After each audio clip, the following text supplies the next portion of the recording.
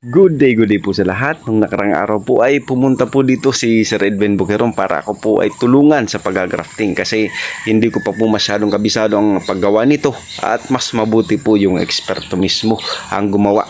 At kaya nga po, tuwang-tuwa po ako kasi libre niya lang pong ibinigay ang kanyang serbisyo sa pag-grafting. At yung nga po, gusto ko rin kasi nga magkaroon ng isa na namang variety ang aking ubasan, malit na ubasan. Kaya yan nga guys, tunghayin po natin ang pag-grafting at paano nga po ba gawin ito. Una po ay i-ready ang lahat ng sayon na gagamitin sa grafting. Yan po ay sayon ng ibang variety. Yan po. At dapat ready na po yung mga lahat na gagamitin natin sa pag-grafting, including yung cutting shear, yung grafting tape at yung cutter. Yan po ang mga kailangan sa pag-grafting. Yan guys. At yan po. At kung nakita nyo ay binabalot na ni Sir ng kanyang grafting tape ang sayon. Ano po bang purpose niyan? Ay para po hindi po matuyo yung sayon na idudugtong natin dun sa rotting stock. Yan guys, nakita nyo, ang purpose po niyan ay para nga po palaging moist yung sayon na ibibigay natin. Yung sayon nga po pala yung sanga galing sa ibang variety ng ubas. Yan guys. Yan. At unang gagawin ay linisan muna yung portion o yung parte ng ubas, sanga ng ubas na lalagyan natin ng sayon. Yan guys. Ang method nga palang gagamitin natin ay yung veneer method. Ito po ay isang pamamaraan sa pag-grafting ng ubas. Yan guys. Kita nyo, ang aming pong gagamiting rootstock ay ang Green Brazilian. Yan guys. At pumisto na po si Sir Eds para po ikabit yung sayon natin sa ubas o sa rootstock. Yan guys. Dinugtong na po. Ang unang gagawin nga po pala dyan ay kakat sa gilid yung sanga ng ubas, yung portion na kakabitan natin ng sayon. Yan guys, nakita nyo. Gumamit po si Sir Eds ng cutter. Kailangan po pala yung matalim para wala pong problema. Yung parang smooth po yung o malinis ang pagkakabitan ng sayon. Yan guys. Yan. Kailangan pong maganda yung pagkakakat para po wala pong problema at malaki po ang tsansa na mabuhay o tumubo yung ikakabit nating sayon. Yan guys. Yan. Ingat din po kayo kung gagawin nyo ang ganitong pamamaraan ay kailangan pong iba yung pag-ingat kasi baka po kayo ma-cut ng gagamitin yung cutter o ano mga matalim na bagay sa pag-grafting. Yan guys. At nire-ready na po. Yan. Medyo masinsinan po ang pag-grafting. Kailangan po talaga ng pinag-aaralan din po ito. Kasi hindi po basta-basta. Kasi sayang po lang effort kung mamamatay rin lang naman. Yan. Ang pinaka-worst po niyan kung mamatay yung rootstock o sanga paggagabitan natin ng yan. Kakabitan natin ng sayon. Yan. Veneer method po ang pamamaraan ng ganyan. Ang tawag dyan. Veneer method. Yan guys, binalot na. Yan. Ng grafting tape. Yan po. Para po kapit yung ikakabit ko. Kumapit itong ikinabit nating sayon. Yan guys. At binalitan na rin po ng grafting tape. Yan. Sa tingin po natin ay ganun lang kadali yung pag-grafting. Pero po pag ginawa natin actual ay napakahirap po. Ang hirap ng ganyan po. Yan.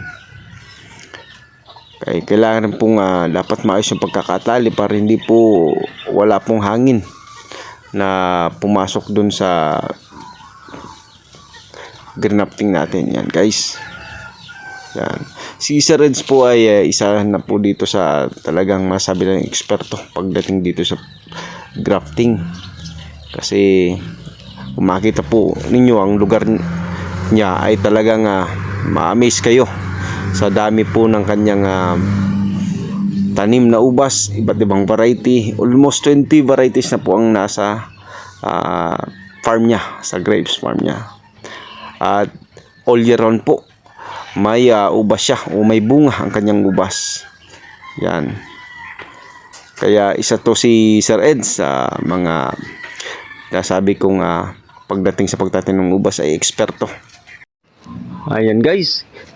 Kung nakikita nyo po ay isa itong ibang klase ng pag-grafting. Ito ay yung pagpuputol ng sanga at ikakabit po yung sayon na galing sa ibang variety ng ubas. Yan guys, nakita nyo, ito po yung dinugtungan mismo ng ubas.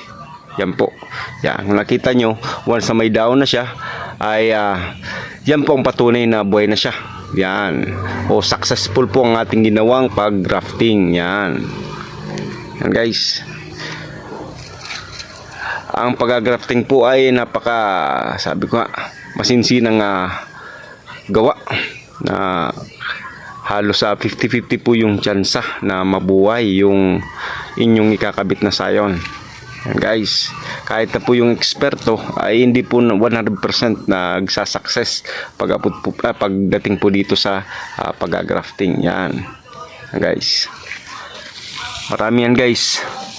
Actually marami pa akong grafting. Yan guys.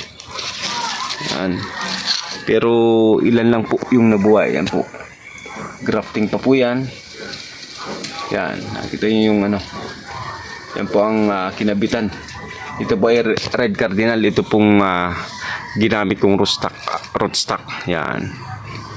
Yan guys. Hindi na din nagtatabang sa atin nagkukonsumo na sa sustansya pa. Lumis na. Kaya ate sa gibon mo cut. Cut. Cut. Andyan sir. Di ang laterals niya mabubuhay. Opo. Ini ang kaipuantang buhay yun eh. Yan. Laterals. Healthy Laterals na yan. Laterals yan. I-alternate mo na. Tapos ang laterals naman pag ito nag-abot na sa 18 leaves. 18 na leaves. Putol mo na ang tip ini. Sa ika-18 putol. Ang magtubo sa laterals na na side shoots, puputulon mo ang ikatulong dahon sa tada mo lang. 2 weeks before mag-pruning, tanggalon mo. Yes sir. 2 weeks before mag-pruning, tanggalon mo. Tapos halimbawa so fruiting cane. Yes sir. Ini fruiting cane ini. Siyempre pinutol uusbong man uli. Every time na mag-usbong, putulon mo ang halimbawa ito na so nag-usbong na sa tip. Every time na mag-usbong, putulon mo, tadaan mo sa dahon. O usbong uli, tadaos. Kaya po permi man uling may tada na new leaves para pag mag-produce sa nutrients. Yes sir. Yan. I-maintain mo na lang ini sir na di pinutol mo. Siyempre ito uusbong uli. Puputulon mo after 1 or 2 leaves, putol. Pag usbong uli, putol. Usbong uli, putol. Ang laterals mo, ang fruiting canes mo, sadi lang. Na kung gusto mong i-extend, di atong so last na na node na nagpapadagos, pwede mo uling padagoson. Abot sa putol uli. Yun. Dagdag naman ka sa fruiting cane. Yes sir. Di pag nagpabunga ka, sadi lang ang bunga, harani lang sa puon. Yes sir. Salamat sir sa bago na naman na information. Dapat Tip para sa Ini dapat Namumukoy din na din dapat na pinaburungan mo kung napatamaan sa pag ano lalo na ito Sayang. So, sa last vine training mo. Kung napatamaan mo, nagbubunga na din. Kasi Matured na, sir. oo, gagayin mo ka din sangay. Sir, ipupruning ko. O, pwede mo adi pruning kung gusto mong pabungaw. Very, prominent na ang mga buds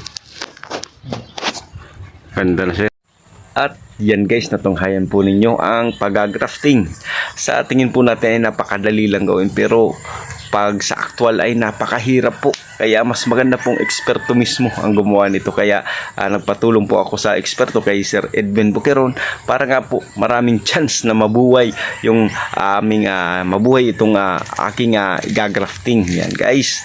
At before ko pong tapusin ang video ito ay gusto kong muling papasalamatan si Sir Edwin Boqueron sa kanyang pagtulong sa akin. Binigay niya lang po ng libre. Guys, kung gusto niyo pong magkaroon ng tanim na ubas, ay pwede po kayong bumili kay Sir Edwin Boqueron kasi marami po siyang stocks ngayon na rooted seedling na ubas. Yan. Kahit anong variety ang gusto nyo, marami pong pagpipilian. May common at rare variety. Kay Sir Ed, meron po siyang 20 varieties ng ubas na pwede nyong pagpilian. At yan guys, kung nagustuhan nyo po ang video ito, pakipindot naman ang like and subscribe button nasa baba. Pakipindot na rin po ang notification bell para updated po kayo sa mga susunod ko pang videos. God bless. Bye bye. Salamat.